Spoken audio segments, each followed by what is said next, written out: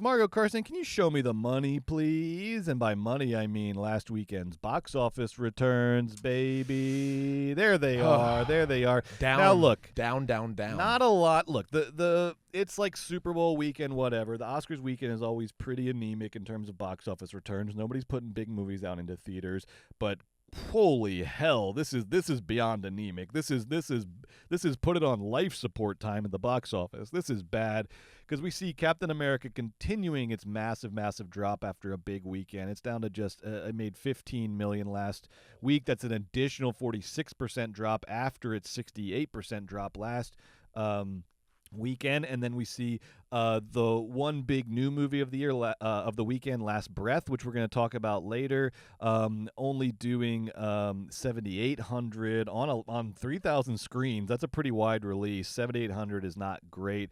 The movie didn't cost a lot of money, so it's not, you can't really call it a bomb, but also definitely not a hit. And then everything else from the last couple weeks just dropping.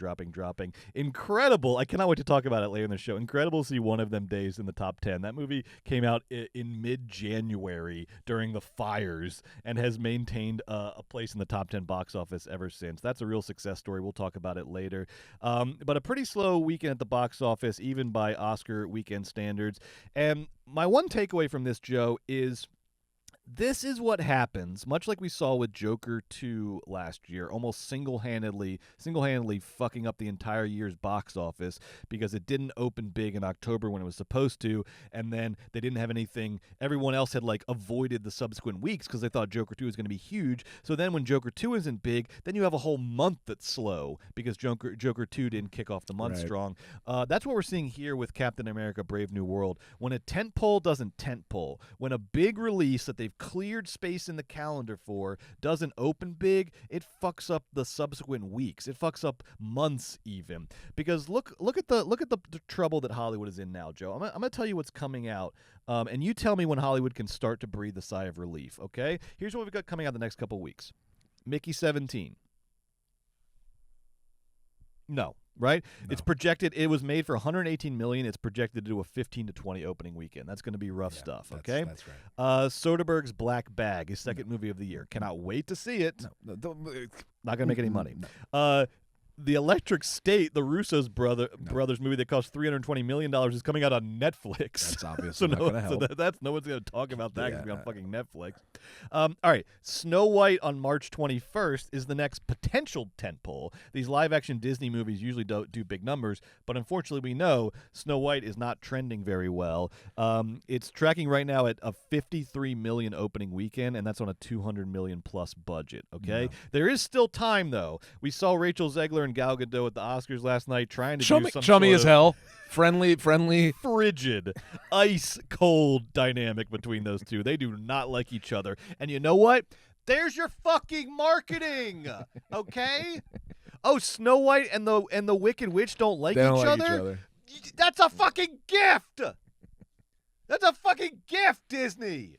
That is your last hope. Okay? That's all they have. I want to play it up. I want fucking celebrity boxing match between Gal Gadot. Actually, she'd murder win. Zegler. Yeah, she'd win. She'd Krav Maga her back to the fucking 12th grade. All right, but seriously, Disney, there is that is like the best gift wrap present you got. Is that these two clearly do not like each other. You've got your army of publicists. Get freaking Blake Lively and Baldoni's publicists on this. Get it nasty. Get it dirty. It's your only hope of making any money on this thing. No, that's not going to save the box office. What else do you have coming up? Minecraft movie. No. Sinners. The Accountant 2. No. Thunderbolts on May 2nd, I think, that's a Marvel movie, but I think it's going to perform low as well. It'll be like a Furiosa level flop, and everyone will freak the fuck out that it's never going to happen again at the box office. Oh, it's May 2nd and Thunderbolts flopped, and then guess what's going to happen? Something's going to come out in June and make $1 trillion. Here's the thing, Joe. May 23rd is the first sure thing because we have the last Mission Impossible movie with Tom Cruise. Wait, you know what's crazy? Is that a sure thing? Well, and the Lilo and Stitch live action movie is coming out on May 23rd. And that thing has a massive fucking fan base. That's like Moana size fan base. I think they'll come out for Lilo and Stitch. But my question is, why the fuck are those opening on the same weekend? You have nothing going on in May. Spread those releases out, Hollywood. Coordinate. Look at each other's schedules. What are you doing? So not until my point here is that because Captain Relief America is far did not off, have staying power. It opened big, but did not have staying power. Because Snow White is, again, a tent pole that is not going to open like a tent pole. We're looking at a fucking desert until May 23rd. Desert. May 23rd. And we're talking about big box office smashes that make a lot of profit and have awesome opening weekends. That's what I'm talking about. And we're not saying, oh, none of these will see profit. We're just saying none of these are going to like change Hollywood or save the That's studio. what I mean. Right now, I'm not talking about like lean, mean indies that find a way to like double their return. I'm talking about like the big tent poles that get people out to the movies, and then that trickles down to other movies. You need those big tent poles to get people out. And when a tent pole doesn't tent pole, it's bad for theatrical releases in general and bad for the box office. Now, we do have, the summer is going to be very big, though, because you've got Superman, the new Jurassic Park movie, Jurassic World movie.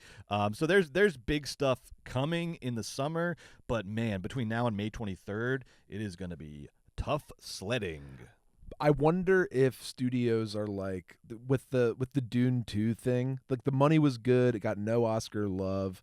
I wonder if they're just even more and more with theatrical falling, just like everything's just going to be from October to January for the, I know that's the way it kind of always is, but you're right that there's just nothing. I mean, maybe look, next year Warner Brothers won't be putting out Sinners and Mickey 17. They're going to be like, fuck the that. PTA movie. We're putting out like things you've heard of, things you heard of Batman, right? You know, so they'll be doing next year they'll like big shake it up at the DC top of the year or whatever. Yeah, but depending on how right Superman now, does. not great, not great looking box stuff, office. Rough stuff. I mean, look, Neja 2. Neja too, yeah. Well, the Chinese box office is doing better than any box office has ever done. But I mean, look, last year, Furiosa didn't open big, and that caused like a slow spring into summer. So it happens. But this year is like they haven't learned their lessons. I don't know.